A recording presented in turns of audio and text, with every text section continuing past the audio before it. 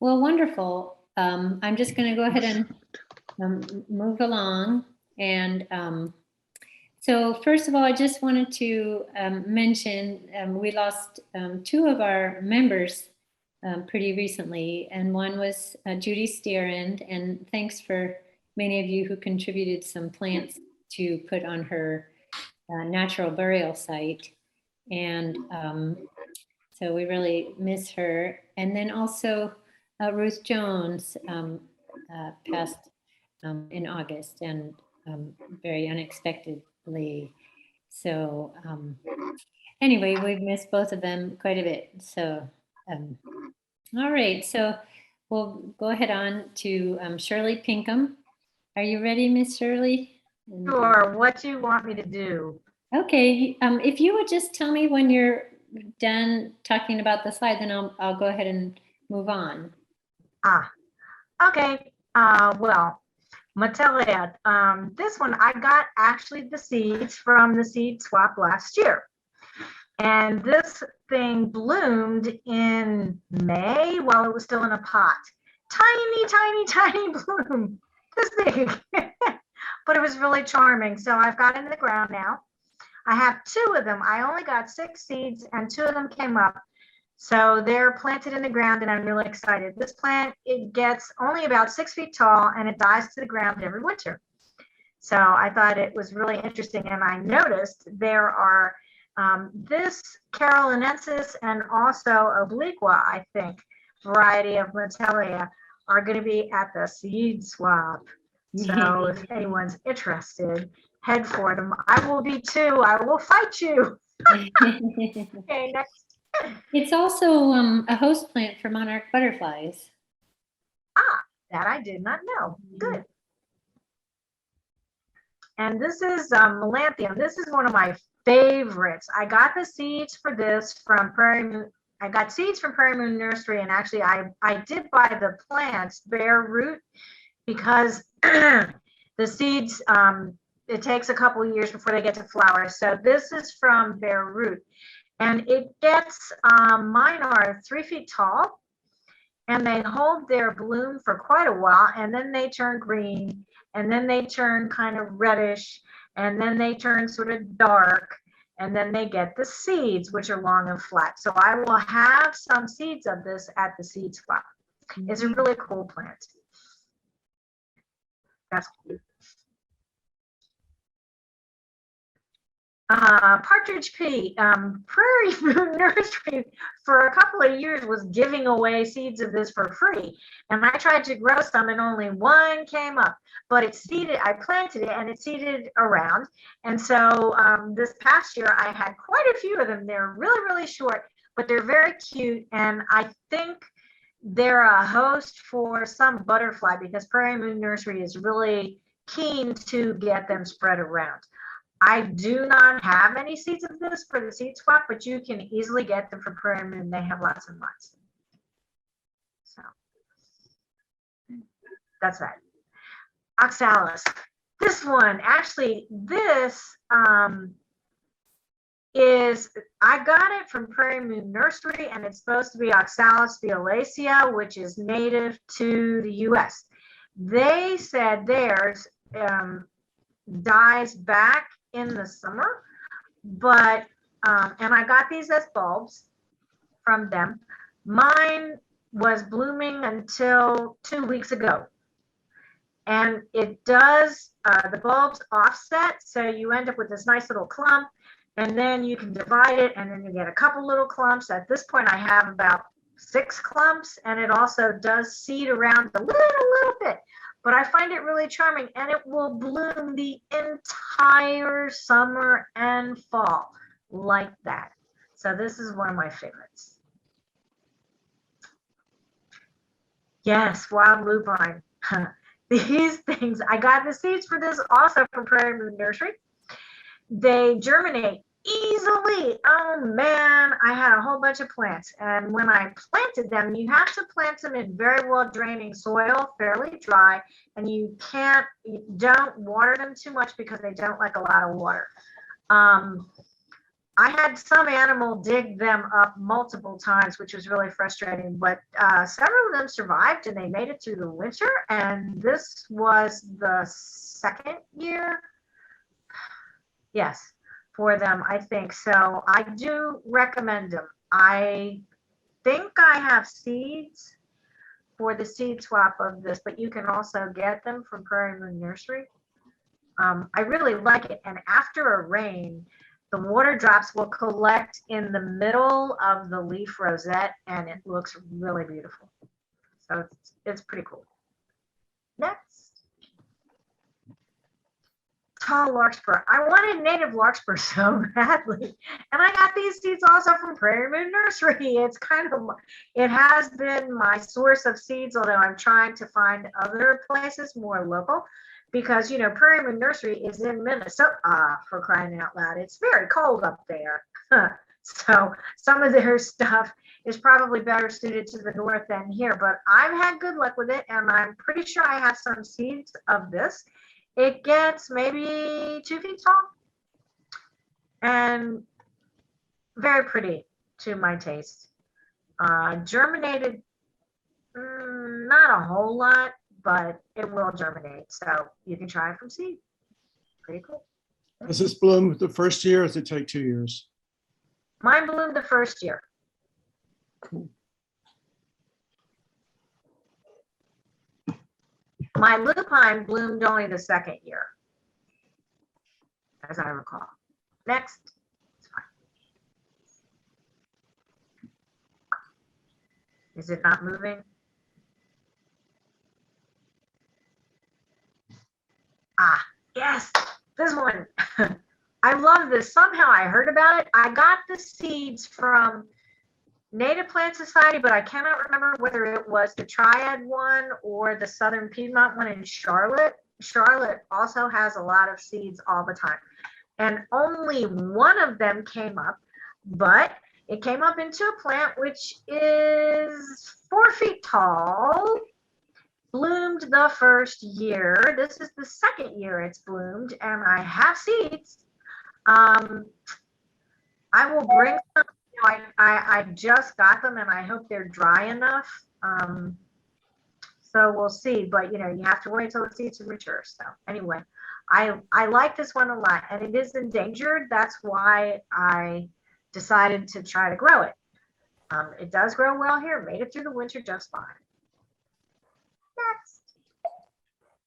Next. I love this one.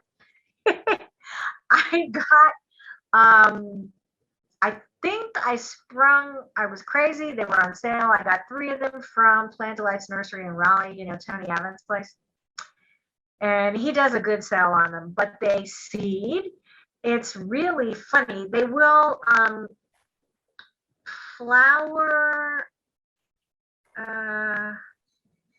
the second year. The seeds come up pretty well. They have these really cool little seed pods, and each pod has 2 seeds inside of it. You have to watch them because when they open, the seeds go and they just pop off. The seeds are round and flat. And I picked some of the pods when they were brown, but the seeds hadn't come out yet. And I put them in a container, and don't you know, they popped and the seeds went flying all over the place. So now I keep them in a closed container. You know, it can't be airtight because you don't want them to mold or anything. And I put them in one of those Chinese food takeout containers, and I could hear them popping because I would hear this book, book, book, and you could see the top, the lid of the thing popping up and down. So they're really quite amusing. Once they're settled in the ground, they bloom late summer for quite a while, 2 months maybe. I have 6 now. The original 3 plus ones I grew from seed, and they are not hard to grow from seed. Trust me, they are not hard to grow from seed. And the second set bloomed very late. I think September, October. Maybe late September into October, but they're really pretty, and the hummingbirds love them. So that's my sales pitch for these. Mhm. and I will have seeds of them. Okay. Sorry, I've been trying to close the chat window and that's why I accidentally. Now this one, this is one of my favorite, and I got these seeds from one of the seed swaps. I think it was from a Triad seed swap the year before last, because I had these in the yard last year. You put some seeds in a container and man, you will get so many baby plants. They grow like crazy. They're pretty sturdy. They are annuals, and they will seed all over the place in the end. I think they're really, really cute. So I just pull up the ones I don't want. They only get, the first year I had them, they were 6 inches, but this year and they were in a pot. But this year I had them in the yard in multiple places because you can get a nice small stand of them, and they bloom from May until November. You don't have to deadhead them or anything. You just leave them there, and they're yellow all summer. It's really nice.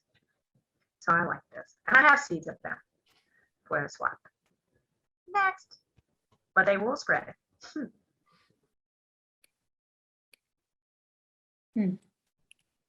Okay, now I can't. Let's see, there you go. Oh, You back skip up. Did I skip one? Sorry. There Yeah. you go. That's Silene stellata, and I got those seeds from, I think, the Triad seed swap last year. Only 2 came up, but there they are. It is a native, kind of interesting, and I stuck it in there because I didn't know if many people grow it. That's all. I do not have seeds of that. I didn't collect them because it was hard to tell when they were mature. Next. Mhm. Okay.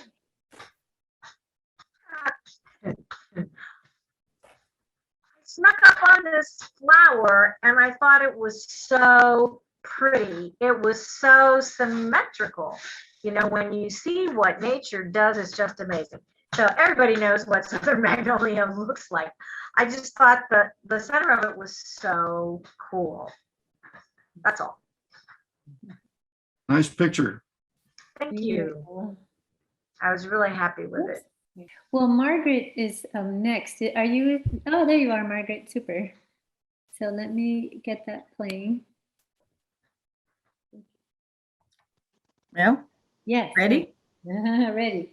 Okay, this is my first time presenting in the slideshow, so please forgive me. This is my maiden run. So I will start by saying that I spend a lot of time and live very close to the Muddy Creek Greenway in Winston-Salem, which is on the western edge of Winston-Salem, sort of almost out into Forsyth County. And I have a bicycle, and a lot of times I ride up and down, and you can cover a lot of ground on a bike. But of course, when you're on a bike, I'm constantly stopping and starting to look at, gee, that looks like an interesting plant, or could that be such and such? So I'm constantly jumping on and off the bike, and I've had people say to me, "We saw you down on the greenway, and you look like you were looking at a plant." So we didn't say anything; we just kept going. And I was like, "Well, next time, say hello." So I tend to turn in plant reports from there because it's just so convenient and so close by. And I think almost all my photos are from there sometime during 2021. So if you want to advance. There you go. Well, one of my favorites is, I love the color orange, and that would be the butterfly milkweed. And this one, I will tell you, was not found on the Muddy Creek Greenway. This was found on the side of the road on a road called Ridings Road, which again is in the very extreme western edge of Winston-Salem. And it was sort of isolated by itself, and the sun was on it, and I thought, I've got to stop and get a picture. And it was a good shot. These are all taken with an iPhone, not with a professional camera, but the lighting was outstanding. And this occurs on the other side of Ridings Road. Unfortunately, I see it a lot on roadsides, but there was a good stand of it on Robin Hood Road, way out west on Robin Hood Road. But unfortunately, utility company came, and right as it was blooming, they came and they sprayed underneath, and that was sort of the end of that. I have never observed this on Muddy Creek Greenway. It could be there. The common milkweed is there in abundance, but have not seen this one. So next. I think this was in the earlier presentation. This is from the Muddy Creek Greenway, the partridge pea, and this occurred in an area of, these often I think spring up in disturbed areas. They move very quickly into any disturbed area, and there was a massive incursion of them on a creek bank that had been maintained by the city. There was some erosion, and they totally had to resurface the trail and rebuild the bank back up. And within a short period of time, these were everywhere. Mhm. So next. Oh, okay. As you go out on the Muddy Creek Greenway, as you get closer and closer to Robin Hood Road, over on the left, there are a lot of the cup plants. And I have one that I grow on my deck that I bought in a plant sale, but it looks nothing like that. It is nowhere as beautiful as these are, with the leaves, the large leaves. And this one actually was down from the main place that I see them year after year after year on the left, going towards Robin Hood Road. And the track, of course, Muddy Creek Greenway goes under Robin Hood Road. But this is before you get to that. And I'm sad to report that not long after this photo was made, I came back by and the top had been chopped off. Mm-hmm. I don't know if somebody was collecting flowers or if maybe deer took a chomp out of it, but it was chopped off. The flowers and everything were gone. So made me kind of mad. Next. Oh, okay. The swamp rose mallow. This plant I discovered about 4 years ago. This is also on the main run of the Muddy Creek Greenway, and year after year I watch for it. I watch to make sure it comes up, and I try to kind of keep an eye on it with the hopes that it will complete its life cycle and produce seed. And when I went in the spring, long before it bloomed, it was only a couple of feet tall. The city of Winston-Salem had come by and trimmed branches off of trees nearby, and they had taken them and they had thrown them down on top of this plant. And the plant was curling around. It was like mashed down, but it was still trying to grow back up. So I spent some time clearing the branches, and by this time in the summer, the plant had recovered and was able to bloom, and it did produce its seed.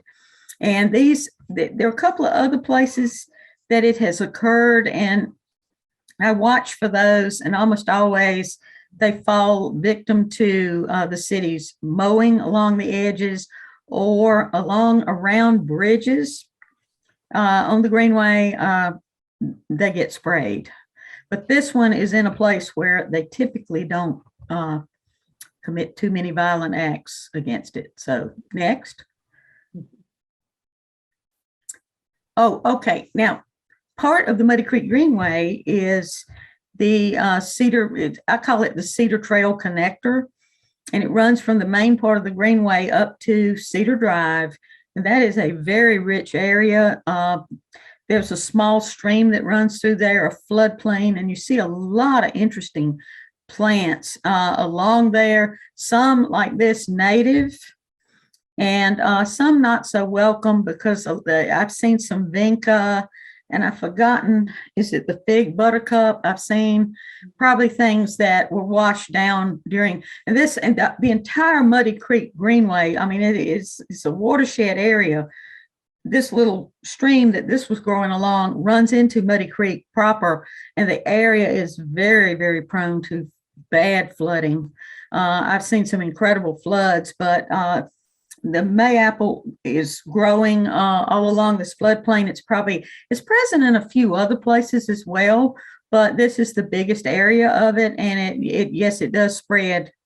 It does. And of course, here it was in bloom, and yeah, mine have spread and seeded around. Yes. And is this one of the ones that ants carry the seeds, or? Oh, the mayapple? I don't know. I know turtles eat the fruit. Turtles. That's, yeah. And there's certainly turtles in this area. I see them quite often. So next. Oh, okay. Another, also along the Cedar Trail connector, passion flower is very abundant, and it grows, of course, it twines around a lot of the undergrowth and small trees and bushes in that area. And it's there every year and often produces quite a bit of fruit. And this again was a lucky photograph where the sun was slanting in and it hit just at the right moment. So next. Okay, can I just ask, Yes. can't look at the chat right now, so I wanted to ask Sarah if she would let us know if there's something relevant that we should bring up, or if people want to unmute themselves to say something, please do. Yes, there's a question. Does mayapple spread as much as they say?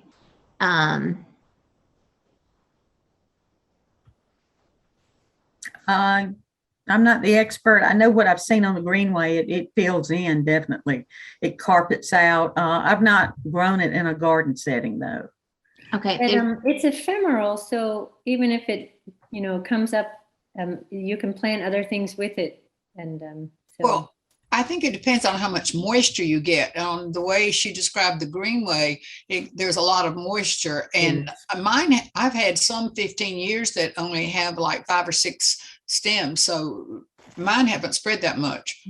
But then they're in areas that aren't necessarily that much, they don't have that much moisture. Something I've seen growing along with them that's a little bit similar is the Canadian wild ginger. Very abundant in that same floodplain area. I've never seen a passion flower, take over a big area. It seems to stay within a few feet. Every wild batch I've ever seen, it wasn't all that big, Kind of here and there. Yeah. That was a little confusing because the question was actually about the picture before, but I couldn't see it. They were asking about the mayapple. Yeah. Yeah, but they usually make clumps, and sometimes if they're in a floodplain, they cover all around the edge of the creek or whatever. That's mayapple you're speaking of. Yeah, mayapple. Yeah. All righty. Okay, Robin's plantain. These were very abundant in, I think it was May, June, and I knew the city would be coming to mow, and I said I better get back and make some photographs. And sure enough, about within a week of this photograph being taken, they were gone. Hopefully they will regenerate and make an appearance again next year. Next. Oh, common self-heal. These not real abundant, but I see them almost every year here and there. And this is an example, I think, of, it's not a real showy flower, but when you get right up on it and, oh, you question the ID on the Robbins plantain, please. Can we go back to that one? That was my best attempt. I don't know if I used an app. What would be, Sorry. What would be? I feel like it's another one of the Erigeron species, but not the Robbins plantain. Okay. It looks, how tall was this plant? I think it was around 2 feet. Not very tall. But I think Robbins plantain doesn't usually even get that tall. Okay. And does Robbins plantain have a thicker stem, stouter stem? Yes. Okay. It looks like very Well, I think we're just going to go ahead and move on, but it is still Origeron, and it's. Thank you for that. Thank you. Okay, again here, when you get right up on it, you can make flowers, I think. A lot of times the photographs I take, if you were to see it in the field, you might not recognize it if you saw the picture, but this one I see every year. Tucked away, and it's usually hard to spot. Next. Oh, okay. This is another sad example. These, the southern or purple-headed sneezeweed were growing all around abundantly. This is about 3 years ago. The Robin Hood Road parking lot for the Greenway, which is a gravel lot. And I was just overjoyed. And within a couple of weeks, the city mowed it very severely, and they were pretty much gone. In subsequent years, I find just a few here and there. And this was this year. This was, I think, the only snippet or patch remaining. And that's a shame, but anyway. And next, I'm not sure there is a next. Okay, this is the final one. Identified this as silky dogwood on the main part of the Greenway in fruit. And that's it. That's my presentation. I don't really have anything. Thank you. And I think I forgot to thank Shirley because I was having some technical difficulties, but really appreciated all your descriptions too. Thank you both. You're welcome. Okay, Miss Judith West, are you ready? I guess I am. This is a patch of hepatica that I got on a rescue many years ago, and the clump keeps getting bigger and bigger. And this past year was not its best looking year, because some years the foliage, when it starts blooming, still looks fantastic. But last year, the foliage had almost disappeared by the time it started blooming, but wonderful species. Next, please. This is one of my new favorites. I had not gotten this until about 3 years ago, the Barren Strawberry. And it's just, if you're looking for bloom, it's not going to be real showy, but it's an excellent ground cover. And it has so far for me bloomed a long time, but it's always just, 3 blooms is about the max. So, don't look for anything to really give you a lot of color, but just great ground cover. This is one that my neighbor had come up, and it got real weedy for her and she didn't want it. And I kept trying to get it to grow, and I finally have it growing now. And it is, I guess, sort of a weedy one. It is good, and Joanne Lappel didn't like hers, and she gave me some because mine from random died out. It is an annual, and it won't come back if you don't let it seed out.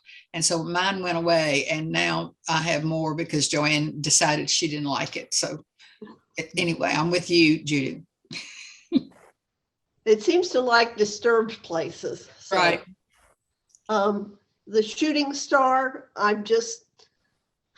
hope I get more and more because it's just a beautiful plant, and this is just one in my backyard. So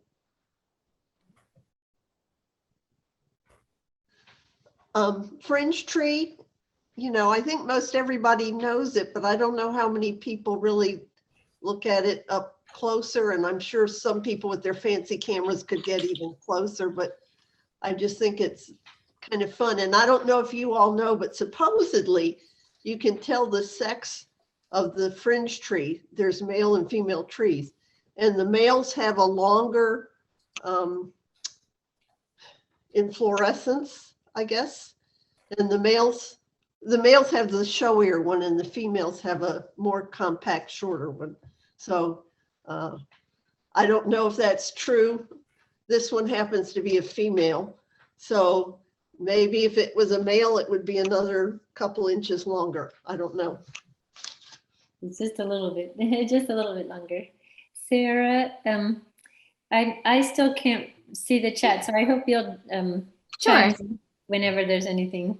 So there's a few comments about the slide before. The shooting star is easy to grow from seed, but very slow, said Linda. And then a comment from Shirley, female fringe trees smell divine also, but the males do not smell. Oh, good point. This one, I still don't have a clear understanding of it. I was just mowing the grass one day and you can see this. I haven't sharpened the blade on my lawnmower in a long time and it really needs it. But my original understanding was that this plant grows only towards the coastal plain, but it showed up in my yard and I'm trying to figure out how did it get here. But since then I've seen that it is not just the coastal plain, it does grow elsewhere, but this is a blue-eyed grass. Mhm. It is an annual, but I just think it's really, I like surprises. So when you're out walking in your yard and you see this little starry bloom, I just think it's wonderful. It makes my day to see things like that.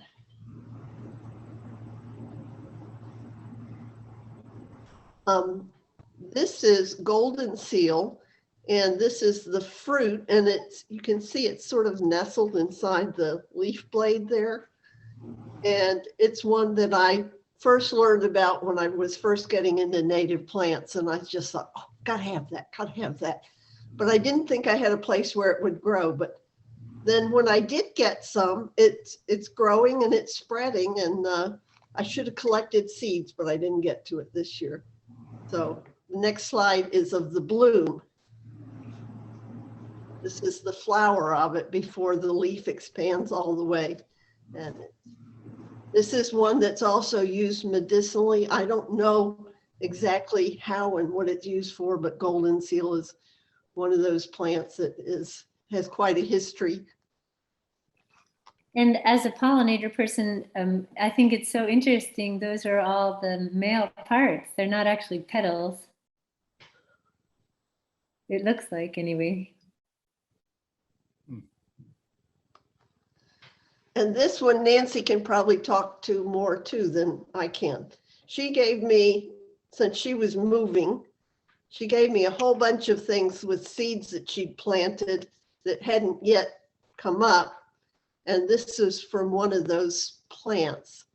And I think I've got it identified right according to her journal entry. But I know two places that grows. One is at Salem Lake along the bridge across the lake at the eastern end, where near that parking lot. And another one is at on the Hall River, the new Hall River Park over there east of Greensboro. I've seen that in those two places. It's kind of unusual, I think. Pinker, or was it this whitish, creamy? It was this one. Okay. I believe. Well, apparently they're variable as to their color, but it's so neat that, we were talking about the magnolia bloom and the symmetry of it, and then you look at this bloom and it's not at all symmetrical. So it's fun that way. It's different from almost all the other flowers I'm familiar with. Yeah. Before we move on, there's a comment in the chat about the golden seal. Margaret Kopp said that she thinks the golden seal is used as a purgatory, is its medicinal use. And then there's a question from Shirley, is golden seal ephemeral? And Linda answered, no, the red fruit is showy in August and maybe later, depending on the weather. Correct. Also, it is back on the PCP list. When I first got interested in native plants, it was one of those you couldn't share or grow and give away without written permission from PCP. And then they dropped it off the list and you could share it. And now it's back on the list.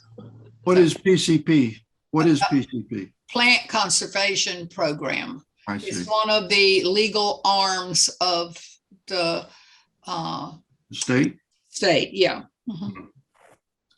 Supposedly they can fine you big time if you share, if you're a nursery and you sell it and you don't have a permit. I didn't know that.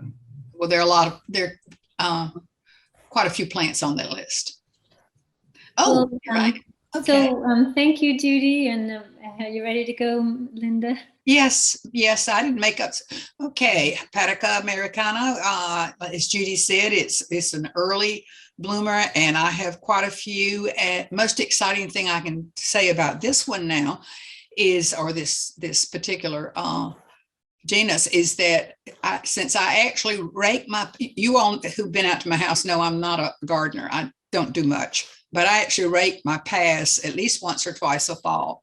And so there in the past, and I have lots of these baby hepaticas because they seed out very easily if they can get to soil. So if anybody wants teeny tiny little ones, I can always share the plants. Next. I want one.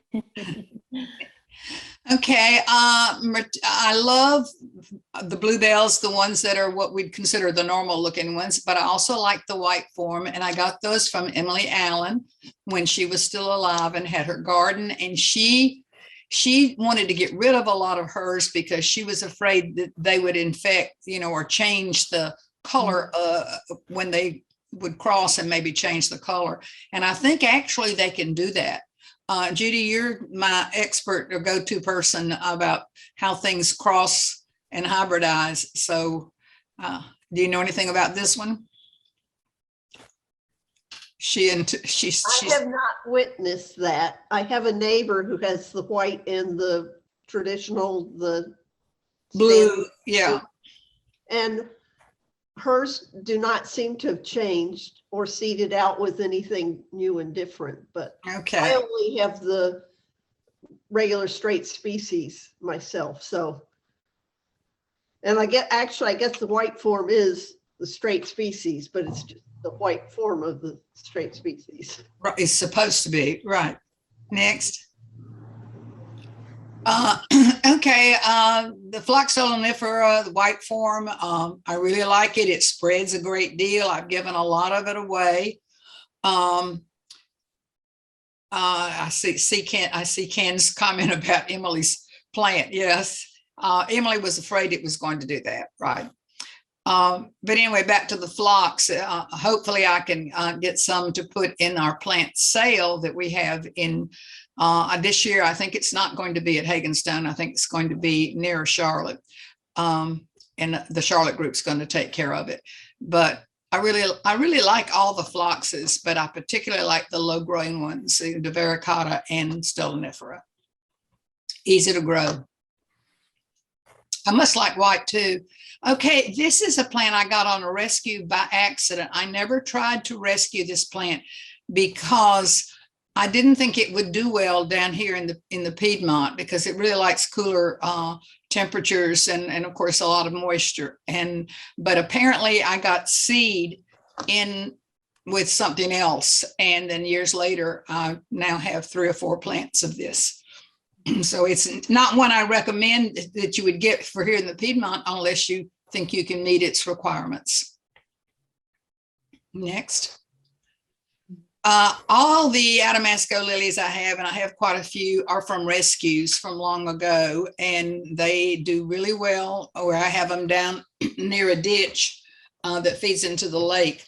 They're just wonderful plants. I've tried to grow them from seed, and they germinate for me, but I've never seen them really get big enough to do anything. And I eventually just take the babies or whatever the soil is and put them in the ground near these, thinking maybe they'll come up again. But if you have a wettish place, these are really great plants. Next. I love most of the Carex. In fact, I could say probably I love them all, but I particularly like this one. I have grown this one from seed.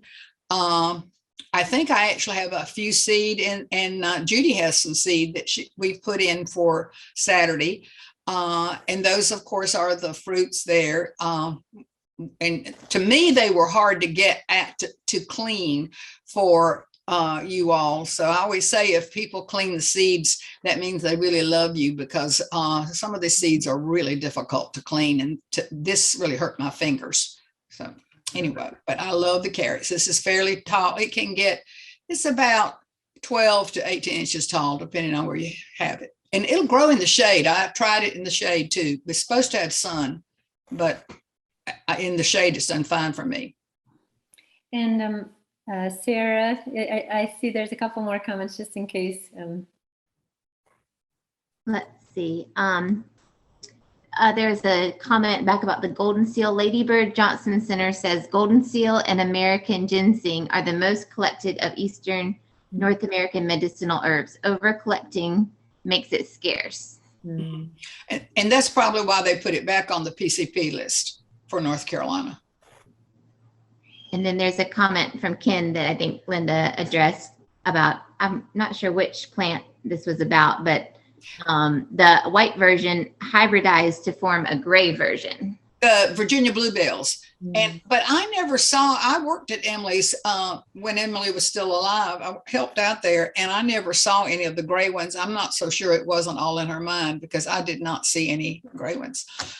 Okay, this is Sinandra is a biennial, and I hope that I will continue to have it. It's really hard to find in the trade. And if it doesn't seed out for you, you're going to have to, I had to buy some of these. And I put this one in the slideshow because I love the picture. I call it the grumpy old man in the middle. You can see down into the flower, but it's a lovely plant. And Mark has, I think he has some still that I gave him. How big is the flower? Oh, the flower itself probably is not more than 1.5 inches across or around. But there's several of them on a stalk. So it's not Is just that native to North Carolina? Yes, I think it is. I'm not 100% sure, but I'm pretty sure it is. But I got my first one at Cullowhee, and then I got my second ones because mine didn't seed out. And as I say, if you keep things too mulched or you let your leaves get very deep, which I do, you don't always have a lot of seeding out. And I had to buy it again, and I bought it from the guy who's going to speak in January. There's another question. How big is the flower? Yes, as I said, it's very small, but there's several on the stalk. So it's a stalk, several on the stalk, but the flower itself is small. Okay. Linda, is that an orchid, a type of orchid, the Sinandra? I don't think so. I don't think so. Just wondering. It has none of the characteristics of any of the orchids, but it is an unusual plant. And as I say, it's really hard to find in the trade, but it was just something, for some reason I wanted it. And I really am always excited when I see them coming up in the spring.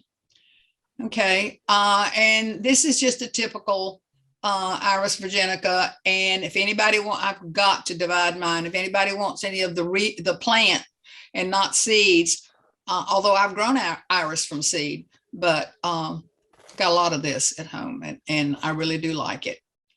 So the deer sometimes like it, but that depends on how hungry they are. So let's go on.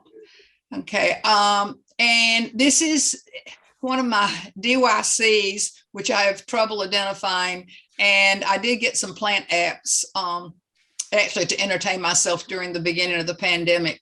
And so I tried to separate and learn some of the different DYCs that I have. And this is one of them that I've really enjoyed. Oh, this is the only slide I really was prepared to say anything about other than saying those are my plants there. All of these plants are on my property. I didn't go anywhere this year to take any pictures, but years ago, we had a young professor from High Point University who did a couple of sessions for a couple of presentations. Her name was Nikki Hughes, and she did a presentation about the red coloration that Galax in particular show, in the wintertime. And so as the years have gone on, I've realized, well, it's not just Galax. Claytonia, as you see at the top right, and the Oconee bells, they turn red. these Gaultheria, they all have this red tone. And I think maybe if you pay attention, maybe you will see more than that. It is, in a way, it's a form of sunblock, according to my research that I did, that plants that normally are in the shade do to protect themselves when the leaves are off the tree. The air is cool and it's dry, and so they need something to protect themselves. So they produce what is it called? Cyanin. Yeah. And so it is, as I say, a form of sunblock. But anyway, I thought it makes for an interesting collection. So maybe you'll see more if you go out this winter and look. There's a comment in the chat from Dan Walker saying that several blueberries also turn red in the winter. Right. Okay. Very good. Thank you. Well, thank you, Linda. And Daniel, are you ready now? Can you hear me? Oh, Just- yeah, I can hear you now. Yeah. Right. So I just have been fascinated. I've been planting natives intensely about 4 years, I guess. And I've been fascinated at the bugs. So you'll see a number of bug pictures. And this is a first for me. This is my first monarch caterpillar. And I think it's so cool to think that somewhere she is out, she's probably flying. She's either nested up north or she's made her way back to Mexico. I think that's just really cool to think that that butterfly has gone a long ways from here now. But yeah, it was so cool to see these. Next. And this is an annual that just popped up in the open forest part of my property.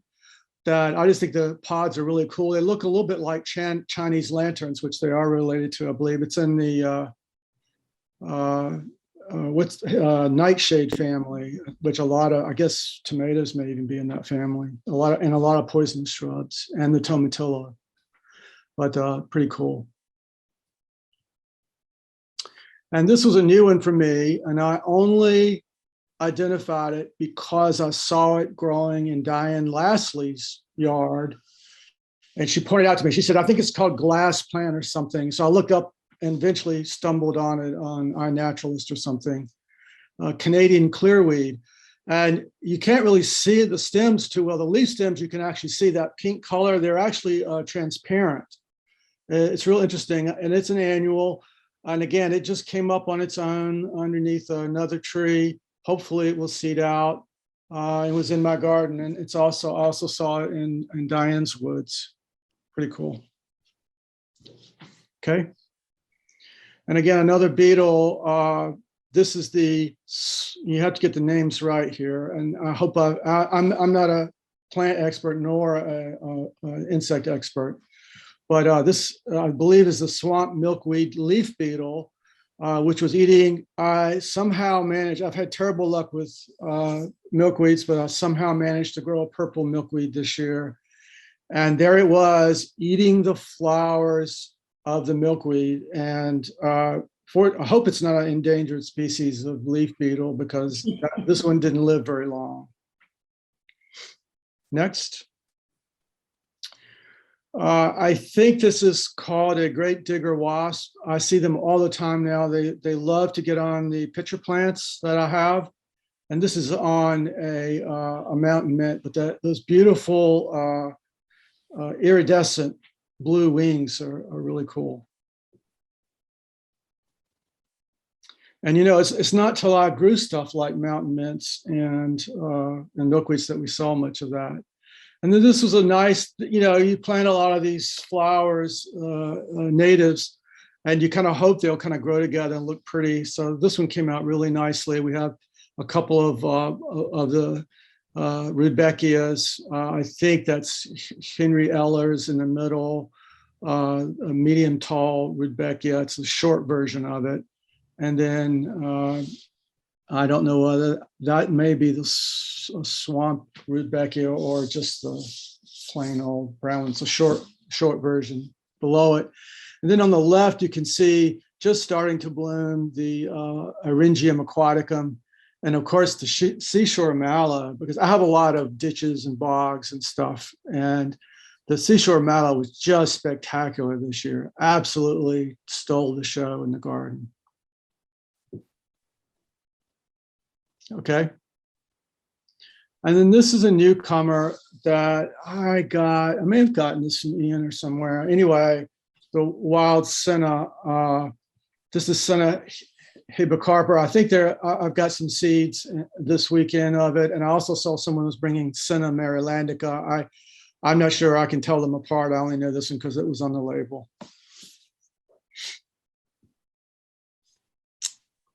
And then more milkweed here. This is the, and I think Nancy had to correct me on this. This is the milkweed bug.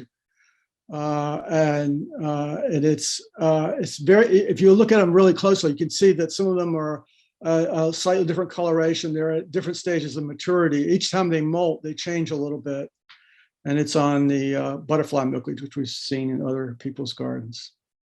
Next. And then this picture just came out really sort of artistic in some way. I don't know how it did, but it looks almost like it's an illustration or a watercolor. And this is the great blue skimmer. And again, if you grow many bog plants, you get lots and lots of dragonflies. And it was just very, very pretty. And you can see how well it's camouflaged in and amongst the pitcher plants. Next. And then talking about alternate flower colors, this came up, a cardinal flower. I actually do not believe this is I have both the cardinal flower and Lobelia syphilitica in the yard. I don't think this is a hybrid. I think it's a sport. I have a couple of the cultivated cardinal flowers, and they may or may not carry some different colored genes that just happen to turn into this pink magenta form. I don't usually flower color, and it goes back to the discussion earlier of a different plant, someone else's slide. Oftentimes flower color, I used to do a lot of hybridizing of daylilies, and of course the original genetics was done by a monk, Austrian monk, and sometimes flower color is indeed carried by a single gene, so it's not exactly polluting the species. But anyway, I don't suspect we'll see a lot of this in the garden. They tend not to last too long, but I'm not too worried about it crossing with the others. But it was just a beautiful. It doesn't have any of the other characteristics of the blue lobelia. It's clearly a cardinal flower, and from everything I can tell, I'm not an expert. Next slide. And this is what I do, has really got me involved in native plants to begin with. This particular pitcher plant is called Waccamaw. It is from near the Lake Waccamaw area in the green swamp. As typical of a lot of pitcher plants, it would have been collected in the 70s and 80s by collectors. And in a way, they were stealing and doing things that we despise. But many of these pitcher plants are that were collected in the 70s and 80s were collected from sites where they no longer exist. Particularly in Florida and even the coastal Carolinas now, they've been paved over and drained, and their habitat's been lost. In fact, the main problem with pitcher plants is just loss of habitat. Fortunately, someone collected it, sent it to a friend in New Zealand. He grew it in his greenhouse for a number of years and eventually came back to the US. And someone said, wow, this is really a cool example. This is an example of the Sarracenia flava, which is normally a greenish yellow pitcher, but it's a variety Atropurpurea, which is a red lid and a red tube. And this particular variety has this beautiful yellow lip area, that opening that lines the opening, which is particularly a beautiful plant. But this is a species. It's not a hybrid. Next. And sad ending for a lacewing here. Normally, you don't see the sundews catch very large bugs, but occasionally a delicate one like the lacewing got caught on the threadleaf sundew. Where did you get where is the sundew growing? In your property? Yes, well, it's growing in my bogs. If you, I've bought some sundews over the years, and they multiply pretty easily. So you planted these? I would have planted the original. Yeah, this one would be planted. It's growing in a tray, actually. Yeah. Sarah, sorry to bother you again, but I see there might be another question. Is there a question? You have to unmute, Sarah, sorry. Who, me? Yeah. There was a comment from Shirley about lobelia cultivar of this color in the trade. We can't remember if it was native. I think it was on the previous slide.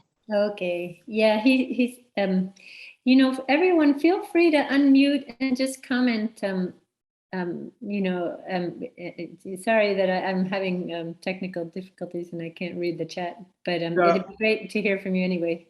It is interesting. There's and I don't have the magenta colored one from the trade. This one came up on its own, and I have some different red colors, and I think somehow it sported off of that. This is I believe these are carpenter bees. I only say that because it's got a white nose. The one that's hanging upside down has a white nose. I think that's characteristic of carpenter bees, but I'm not absolutely sure. But for some reason, and this often happens with insects, and I don't understand why, a bunch of them will be attracted to a particular pitcher plant at a certain type of year. And there were literally 4 of them on this plant. One of them has already fallen in, and the others are continuing to feed. Underneath the lid of the pitcher plant, there is an alkaloid that often makes them groggy, and they'll fall down, and then they can't get back out. But this plant had a bunch of, the next day or a couple of days later, I looked at it and there were a lot of carpenter bees in there. So depending on whether you like carpenter bees or not, I can tell you that pitcher plants do not wipe out species. They don't nearly eat as many as they are able to reproduce, but they do like to capture different species at different times. Next. There's a question. Do you do anything special to overwinter sundews in pots? I do not. Sundews are very hardy. They grow as far north as New Jersey. There may be a species that lives as far north as Canada.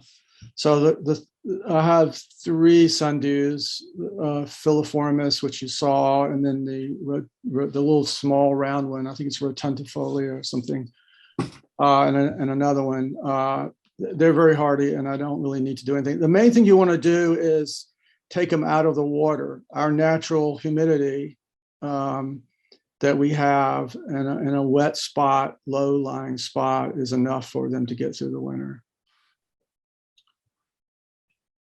This is a picture of the Plymouth rose gentian, Sebacia Kennediana. Again, it's a bog plant and has done pretty well in some of the bogs I have. Next. That's it. Okay. Well, thank you. Very good. And are you ready, Anna? Yes, I'm ready. I've unmuted, so I'm ready. Okay, great.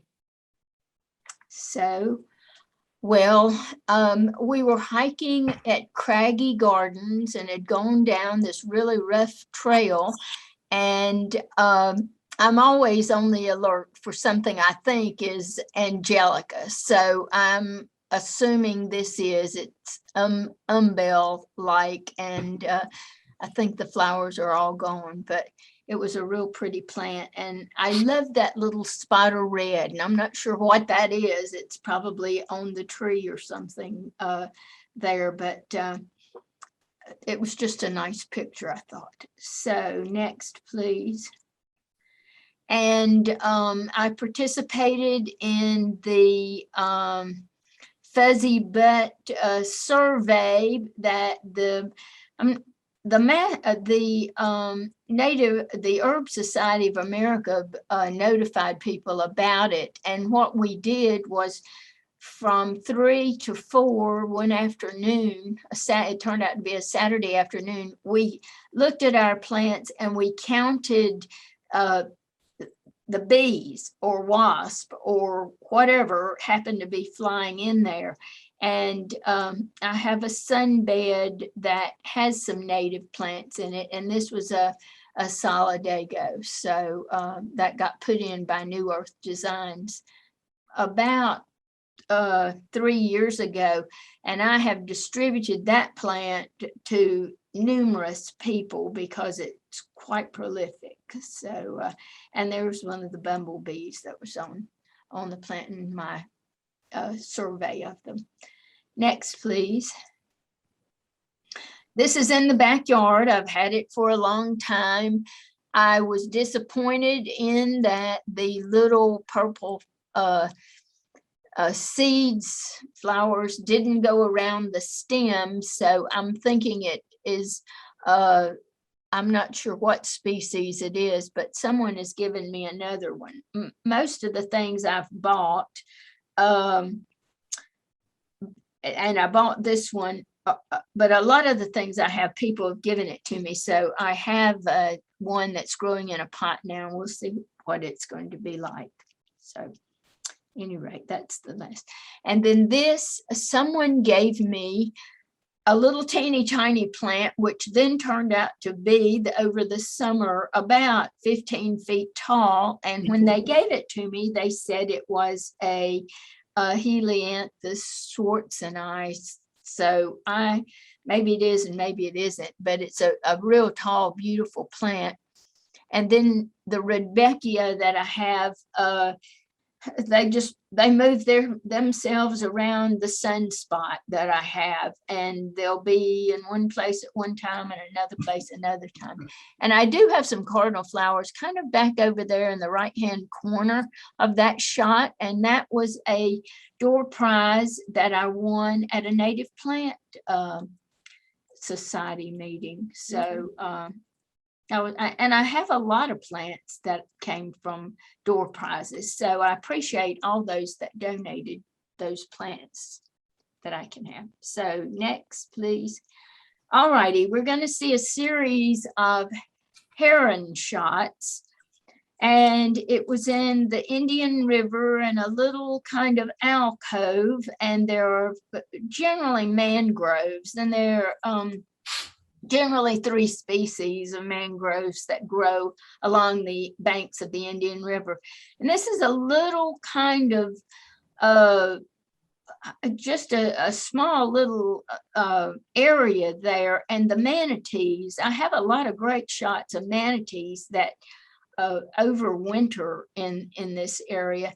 But I was walking on the boardwalk and I saw this big heron, and I kept watching it, and so it was creeping along, and then it went after something in the water. And next, please, it got it, and then it swallowed it, and there it goes down its gullet. And I've got 2 other shots on the other end of it, one where it's creeping along, and the final one where it's just kind of, enjoying digesting its food. So those are some of my favorite photos, and I just take it with an old 6S cell phone, so it takes pretty darn good pictures, I thought.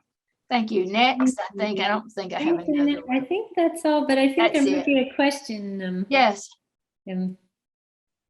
Oops. Yes. There's no question, but Linda said if we ever get to meet in person again, we will do lots of door prizes. So I'm excited. Good. Great.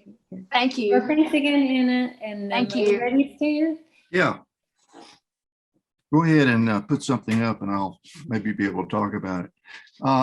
I haven't done anything exotic. I haven't been traveling much this year because of the COVID and everything, and I've just stayed around here, and I'm lucky to have, I live in Oak Ridge, and I'm lucky to have a nice town park here. And it has wooded areas, it has meadows, it has a pond, it has a creek.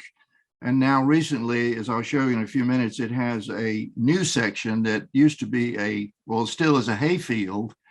I forget how many acres, like 50 acres or something. And so they just added that. And it's a great place to walk also. So most of these were taken out there.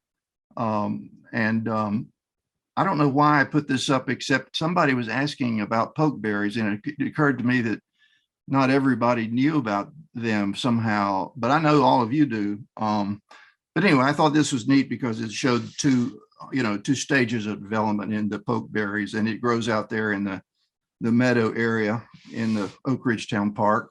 Next.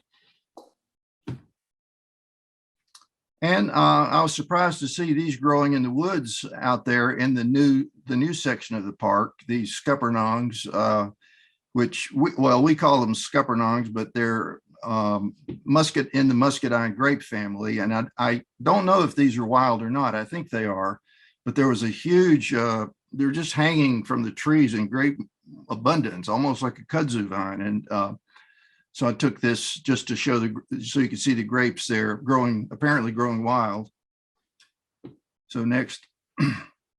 And this, I've always loved broom sedge. I mean, it's always been beautiful to me. It changes colors through the year. And I understand that it's a blue stem, one of the blue stem grasses, but it isn't blue. But anyway, this is also the new part of the park. This hayfield, since I photographed it, has been mown and put into bales for cattle feed. And I learned the other day when I looked up the species on this, is Andropogon is the genus, is that this stuff doesn't grow well in really not good soil. So, and it's not a great cattle feed. There is better feed for better types of hay for cattle, but and they said that if you wanted to get rid of broom sedge, which it never occurred to me anybody would want to get rid of it, but they said you had to just beef up your soil, put some fertilizer in the soil and plant something else in there. But I think this is beautiful, and I like to see it in the landscape. Next, please. This has always been one of my favorite flowers, and someone else had it, and it's just another flower that I discovered over there in the park. So next, please. Now this is over in the park, the Oak Ridge Town Park, in the woods, and there's a creek that runs through there. And every year this Orchis spectabilis pops up there. It's a little, I don't know what you call it, a promontory or a little lump of land that this creek always runs around. It's kind of like a mound. And these have been coming up for years. Every year you can depend on these showy orchids coming up there. It's very easy to find, and I always go and look for it and take pictures. And is that ephemeral? Is it a what? Ephemeral? I don't know what that really means. It comes up every year from the ground, from the roots or whatever. It's not. What do you mean by ephemeral? Does it disappear when it gets hot? Yeah, well, I don't. Yeah, it doesn't have a long growing season. I don't know about the leaves. I think they do. I don't know about that. I can't tell you. You'd have to look it up, I guess. Maybe somebody else knows. I would have to look it up. But it's a pretty plant. Is this one everybody has seen? I'm curious how many of you have seen this plant. It's a native plant here in North Carolina. Yeah, and I just typed in that, remember Emily's story that she found that on her property, and when she learned what it was, it really started her interest in natives. Right. Now her original plants eventually went away, but she's got some more planted there now, or the people who maintain her garden. The only place I've seen it is down in the lowlands, right by a creek. It's the only place I've seen it in two places, and this is, you can rely on these to come back every year there. So yeah, in the mountains it can be on upland. It doesn't have to be in low places in the mountains, but then they get a lot more rain up there. Yeah, than we do. Yeah. And there are a few more comments. Yes, there were a couple comments saying that they've never seen this plant before. And Uh-huh. then Annette commented saying that she found it unexpectedly in her woods near a flood area around a creek. Yeah. Wow. Well, it's pretty exciting. It's one of the prettiest and most exotic plants that I've run into.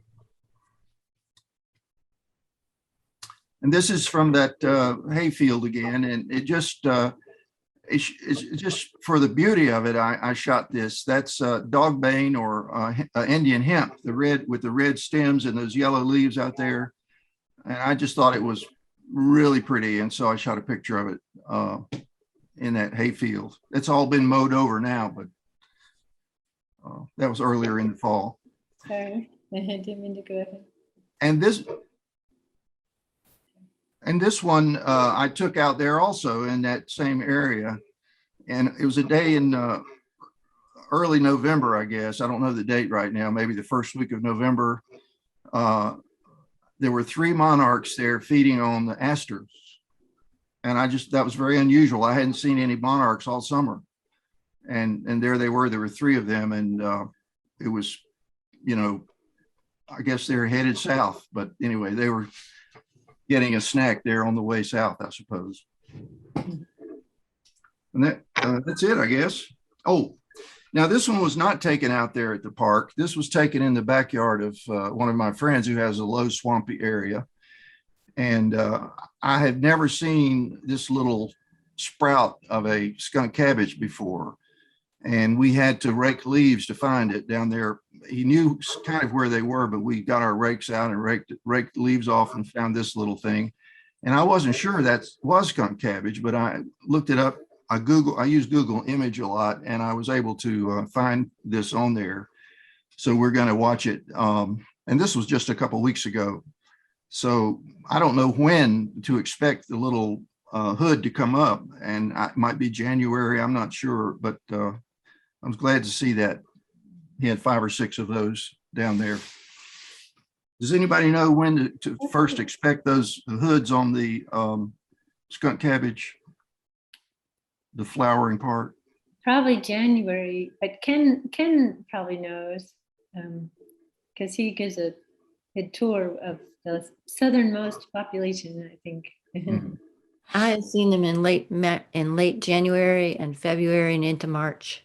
Uh-huh. Okay. Well, thank you very much, Stan. And Thank you.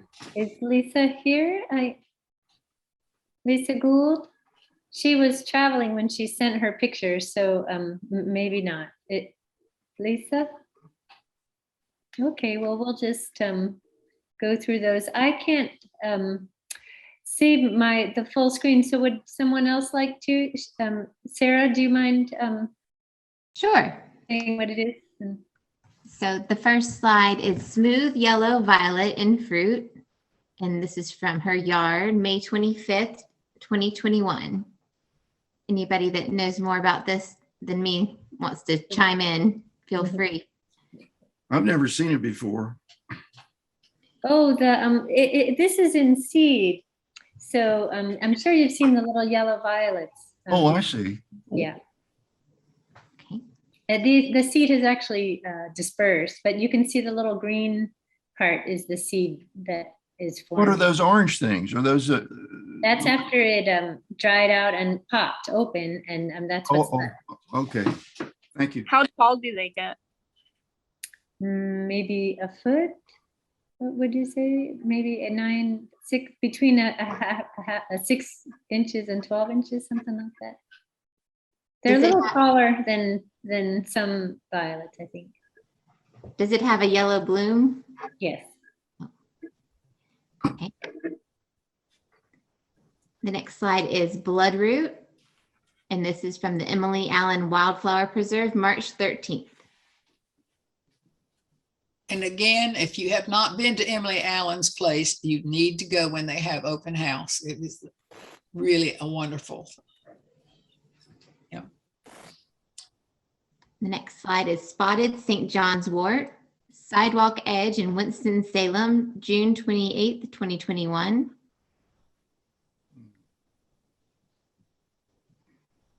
Oh, wow. And the next one is a kudzu elephant. Urban Edge, August 19th, 2021. I love to look out when I'm driving and see what kind of shapes you can make out in the kudzu.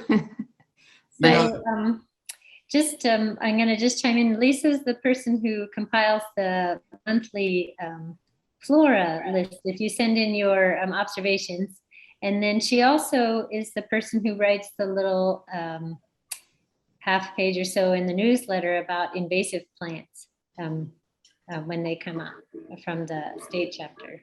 Well, the kudzu has grown more this year than I've ever seen it. It's really coming out into the road near Oak Ridge, just getting out into Highway 68. I mean, it's really rampant this year.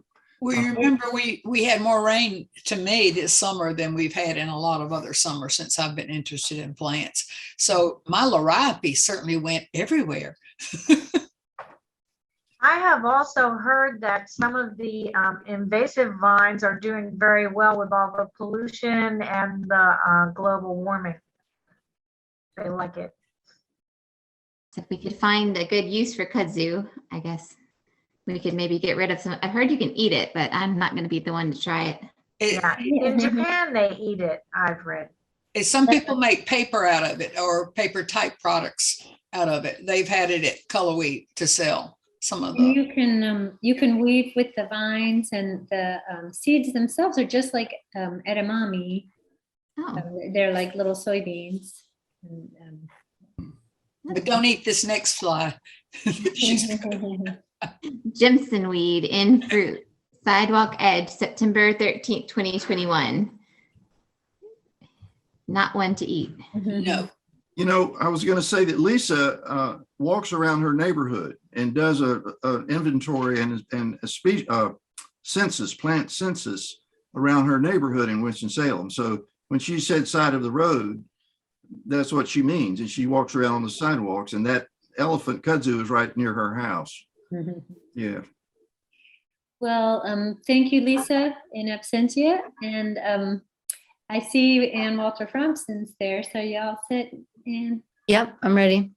Can you hear me? Yep. Yes. Okay, this is Pinkster flower, which I saw on the Laurel Bluff Trail in April. And I just love the way it looks. And I'm always excited when I find it. It's often growing near water.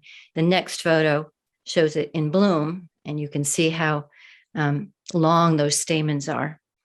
It's just, I think, a beautiful flower. It's kind of a sparse plant. I mean, it's kind of spreads out with its twigs, and the flowers, I think, are just gorgeous. Mm-hmm. Okay, next one. I was up in the Pisgah National Forest in April and went on a hike at Twin Falls on Buckhorn Gap Trail and saw this blewit. And I love our little Quaker ladies, the Houstonia cerulean, and this is a cousin, Houstonia serpillifolia, and that name serpillifolia refers to its resemblance to a wild thyme plant, which is Thymus serpillum. So it's named because the leaves look like the thyme plant, but it looks very similar. Great. I'm just going to ask Sarah if there's any comments that are relevant before we move on. No comments. Okay. And this is spiderwort in my yard. I think that this is Ohioensis species, but I didn't track it down before I took the photos. I just put Tradescantia, but I love the color of these. And this one is pretty long blooming, blooms for several months until the soil dries out. So it's a great garden plant, and I'm going to track it down next year and make sure I know which species it is. Okay. And here's another one that I need to do a little more research on, but this is one of the beard tongues. It's either Smallii or levigatus, and it's also in my garden, but I really like the contrast between those purplish magenta flowers and the limey green foliage. And this one got quite bushy, and it bloomed for several months, and then it took a break, and then it had a few more blooms in the fall. So another great garden plant. Okay, and this is downy skullcap, and it's a short-lived plant. It self-seeds, so it keeps popping up in various places along the edge of my driveway. I've got a little strip that's kind of a sun garden between the driveway and the house. It's only like 4 feet deep, and this one likes to grow right at the edge of the driveway, and it keeps moving around.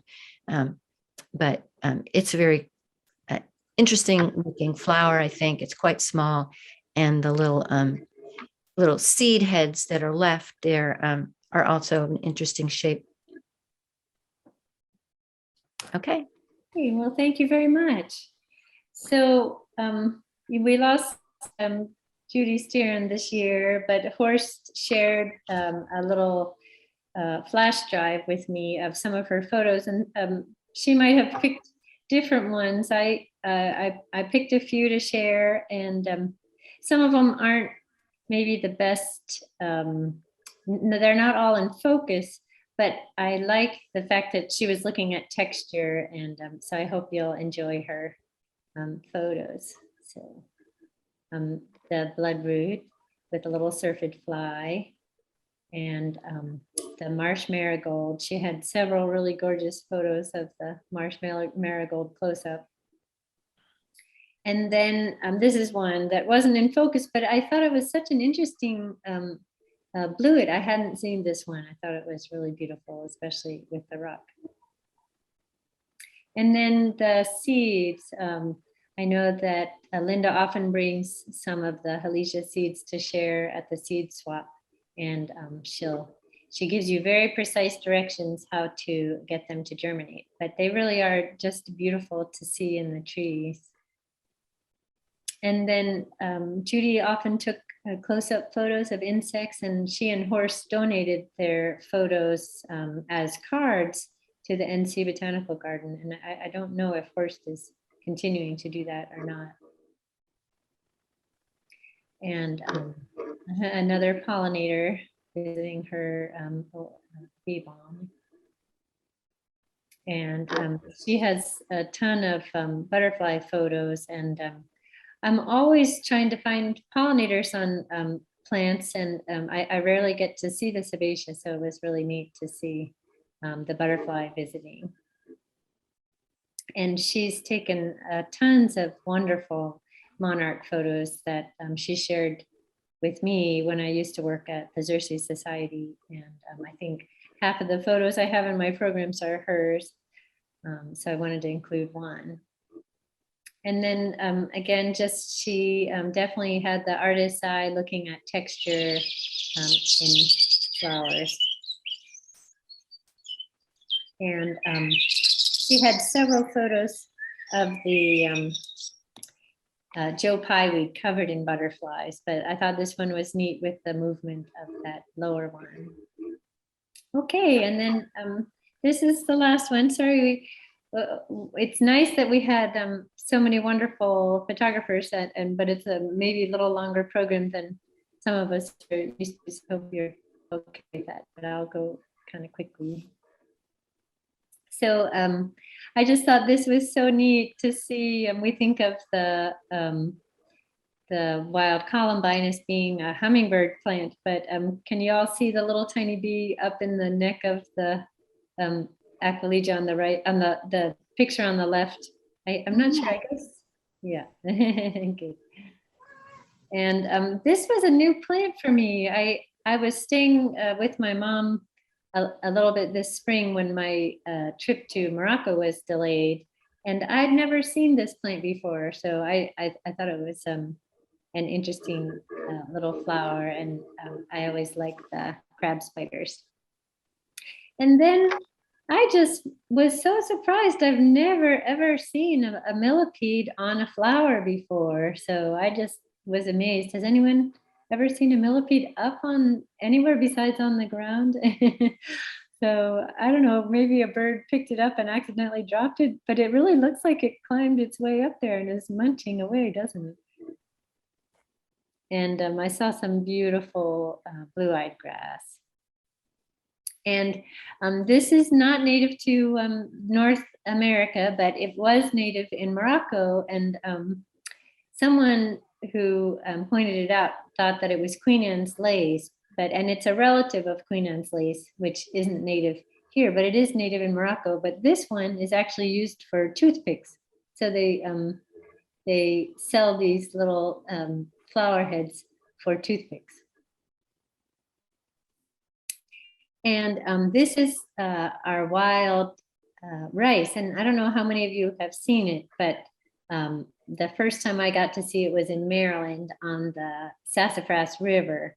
And it's just a very, very beautiful plant. And I was so excited to see a bumblebee collecting pollen on some plants a little bit later.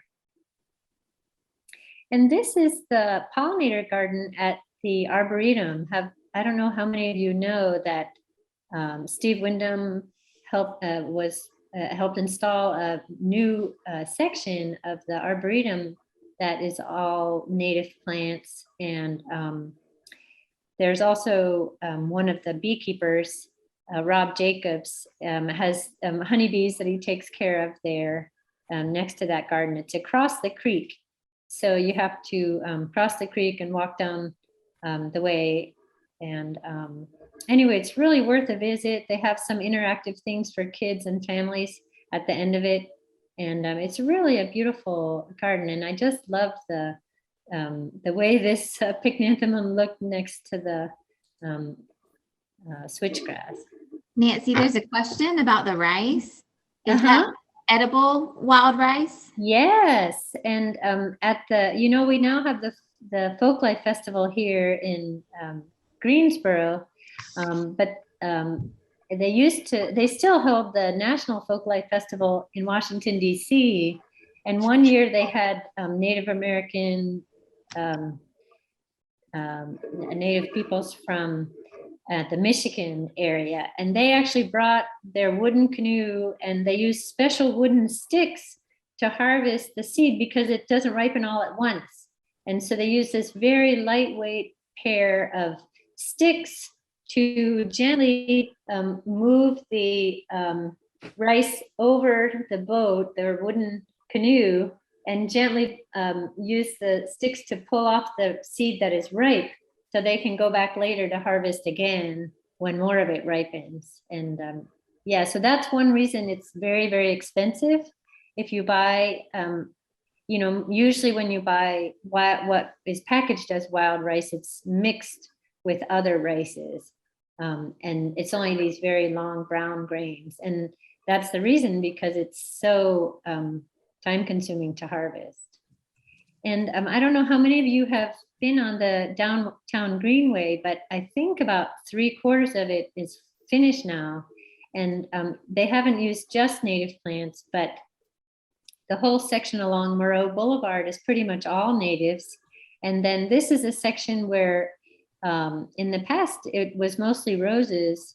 But I was so happy to see they've been using more native trees, and they have this beautiful river birch alley. And then this is at the garden that Diane Lastly and Ann Walter Fromson and other folks helped with the Woven Works Park. And this is one of my favorite butterflies. I was so happy to see it on the blue mist flower there. So that's all. So thank you everyone for coming, and thank you, Sarah, for helping me out. And always run into some new issue. No problem. And thanks again to everyone who contributed your photos, and for everyone who joined us today. I don't know whether this is going to go up online or not, but if it does, I'll send a note through the informal listserv. Any questions or comments? Happy holidays. Happy holidays. Yep. Yes. And happy holidays. okay, to you. Thank you, everyone. It was great. Yeah, thank you. Thank you. Thanks, Thank you. Nancy, for Bye. your hard work. Yeah. Thank you. Thanks, everyone. Great Bye-bye. photo.